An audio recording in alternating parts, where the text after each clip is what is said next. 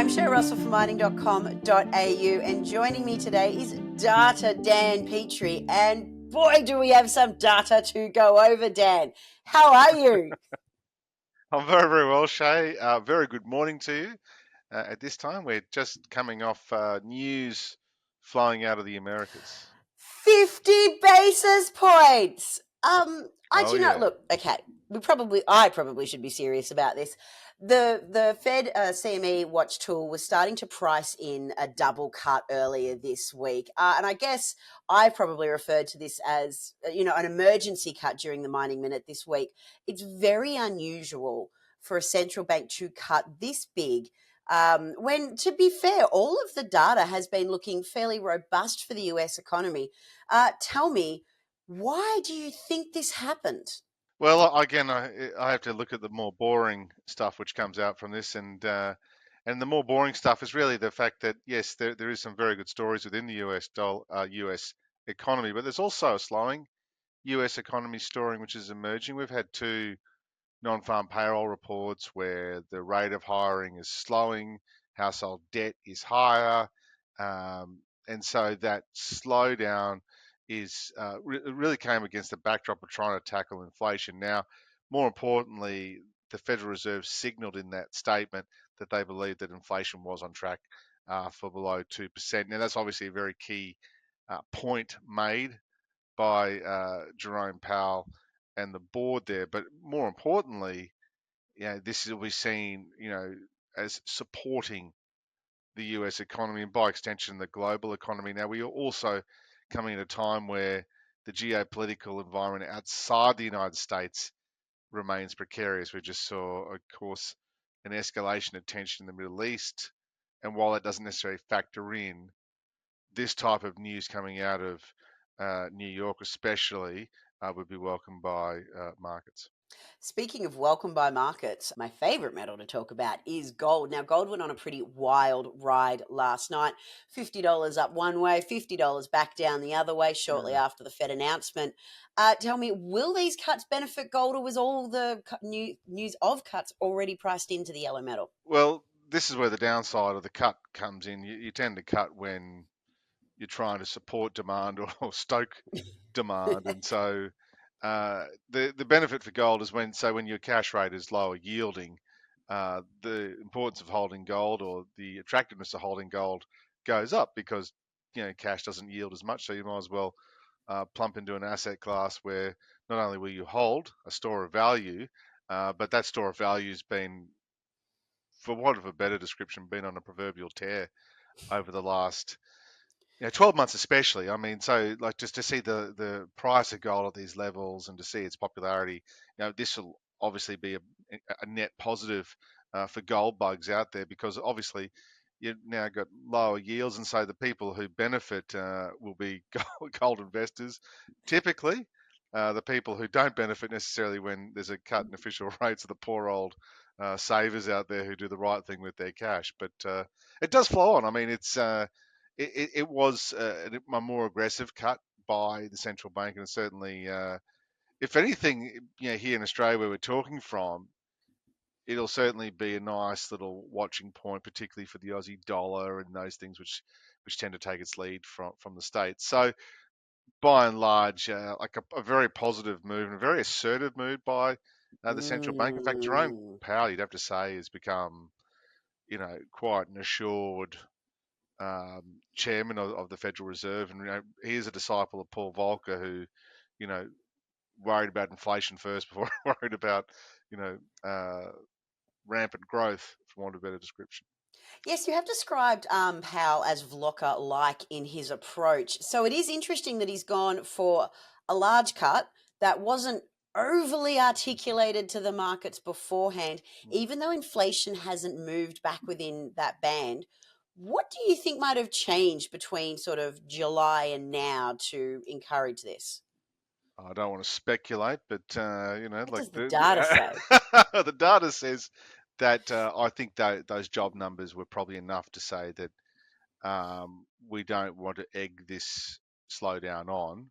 We need to support, a balanced recovery within the United States. Remember, the United States also have a huge infrastructure renewal program currently underway. They signed this gigantic act of the infrastructure joint agreement, I think, in 2022, and that was or 2021. Sorry, that's 1.2 trillion dollars of debt, I Mm. might add. But that that idea that like that investment's going in is obviously a a big near-term tailwind for that economy. But at the same time, when you start getting all this inputs in, you don't want to you want a balance as opposed to overshooting on the wrong side. So that I think the job numbers were definitely a huge factor for Americans. I mean, I wouldn't put too much into the political theatre currently going on. Suffice to say, it's been, despite being a crazy election campaign, it's not. It doesn't enjoy. It doesn't. There used to be the pomp and ceremony, and the conventions used to be very exciting, but I suppose like Trump version 2 doesn't excite because people have the shock factor's gone. So in terms for the Republican side, and obviously Kamala Harris, um, has managed to re-energize her side, but if anything, doesn't re-energize the voters. They're not sure. It's really a case of, in that global economy, if the US is firing well in terms of how that flows into Asia, particularly here to us in Australia, that's obviously any positive sentiment's a good thing. But we, on the other hand, here in this country, you know, there is our own slowdown which we have to contend with, and so the ability of the central bank there to cut, particularly Powell being so assertive, that would have been watched closely by RBA Governor Michelle Bullock for sure. Do you know you accidentally took the conversation right where I want to go, and that is our own central bank and the Aussie dollar. Now, the Mm, Aussie dollar had a quite a positive reaction to the Fed interest rate cuts. I believe it got within a whisker of 68 US cents overnight. mm, Now, obviously, an increasing yield gap between the US dollar and the Australian dollar mm. is going to be positive for the Australian dollar. But do you think that Michelle Bullock is going to be more convinced, I should say, to lean into this interest rate cycle, an interest rate cutting cycle, I should say? Oh, I think it's a live question, it has to be, A live because question. like in terms of, so during the COVID period, Dr. Philip Lowe, who was the previous Reserve Bank governor, you know, sadly, I think the board and Dr. Lowe, I think probably carried the can for that comment about that there's no need to raise interest rates, and well, they had to raise interest rates rather quickly. I mean, no central bank really these days, particularly one with a free floating exchange, um, can't exist without the other guys, so to speak. So what happens in Bank of Japan, Federal Reserve Bank of England, everything like that. Mm. Whether they like it or not, there will be, like if hot money flows in the Aussie dollar, it means goods become cheaper.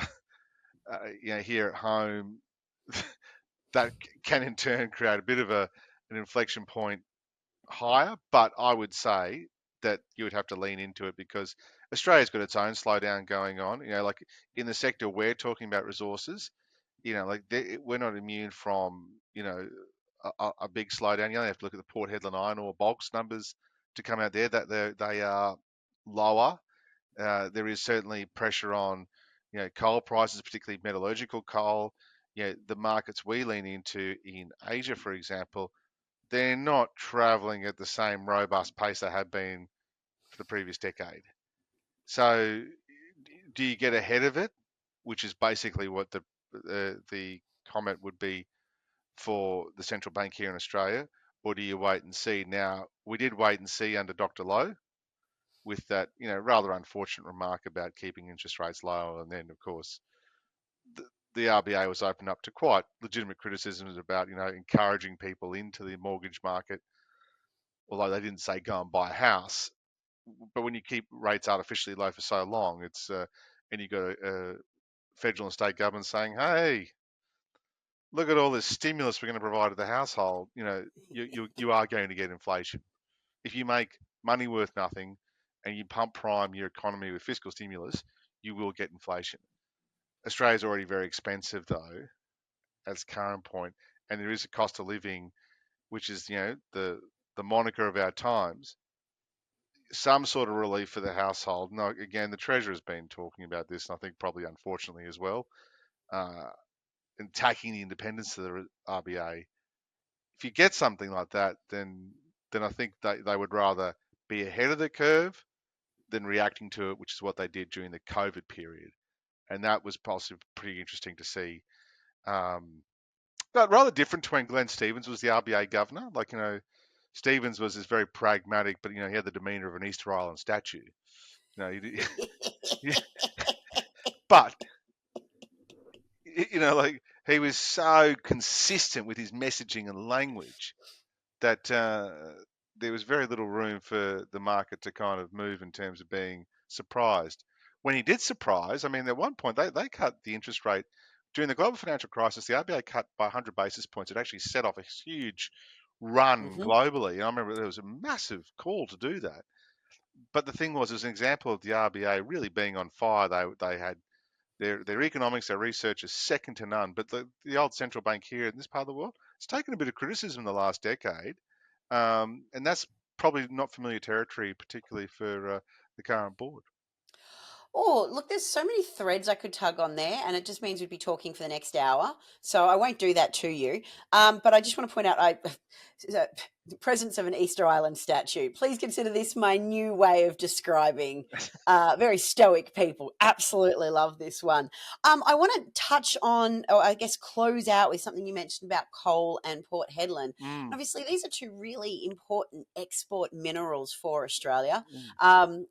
You just mentioned that there was a slowdown leading into Asian markets. Can you sort of expand on what that those numbers are telling you? Well, sure. Look, I mean, so we're seeing, for example, we are anecdotally getting data out of the Chinese ports that they're starting to dump steel. There is a glut of poor steel, Mm. and that's kind of where.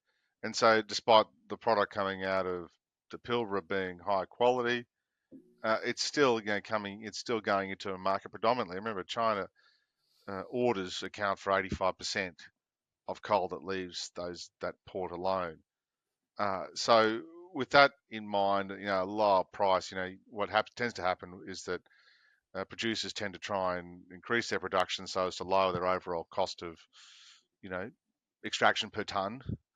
And so that's it's definitely like it's a market kind of going sideways in the absence of the Chinese government really signaling like a new big spend somewhere. But their problem is their property market dominates sentiment in terms, and that's negatively, I should add.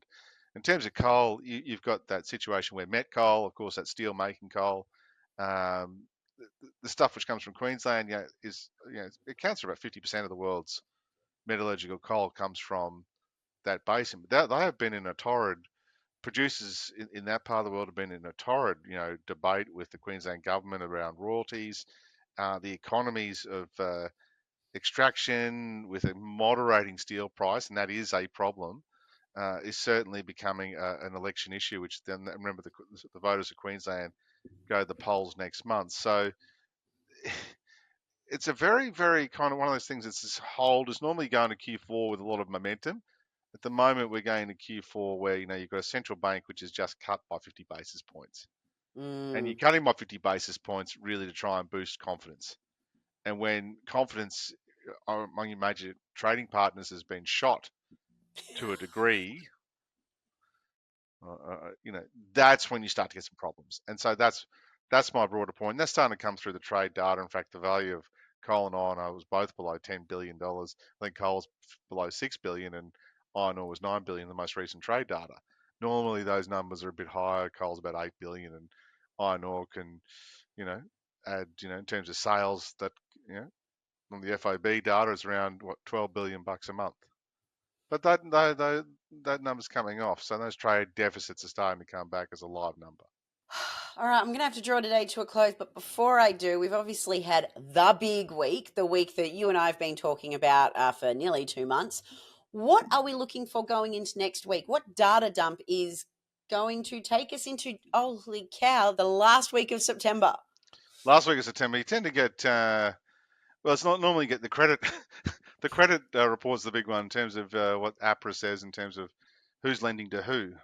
So that's really kind of what we should be looking at in terms of the that comes from the RBA, that data, and then of course once you get to the end of September, you're into your PMI reports, pretty much throughout the region. So that's your performance of manufacturing and your purchases managers indexes, and that gives the bit of the hot take on on just activity going into Q4.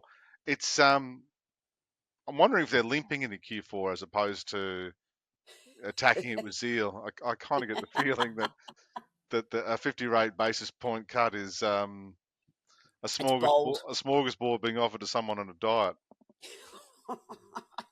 And that is unfortunately where I'm going to have to leave today. Listen, Dan, this was a really good chat today. Obviously, there's clearly a lot more to say around central banks, so we will unpack these micro. What was I going to say? I was going to say like micro decisions as they come through, but it's more like micro bits of information that come through and add weight to the story. I know we're all going to be looking forward to the speeches to come through, and we can unpack that together.